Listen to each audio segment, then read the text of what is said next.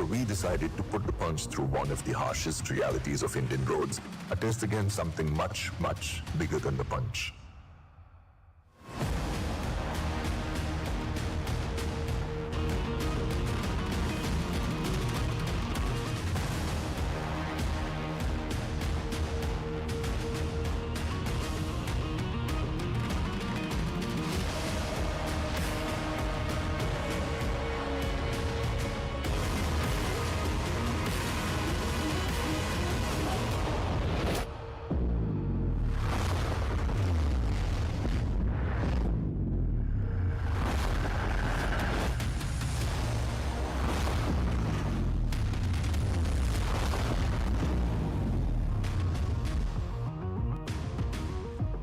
The structure remains intact.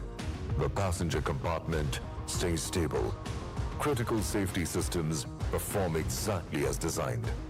Impact forces are absorbed and distributed. Occupant protection is maintained. Every key parameter, structural integrity, passenger safety, and restraint performance meets and exceeds expectations. This test wasn't about proving a point. It was about owning a responsibility. Because when families put their trust in it, the punch must be ready for real roads and real consequences.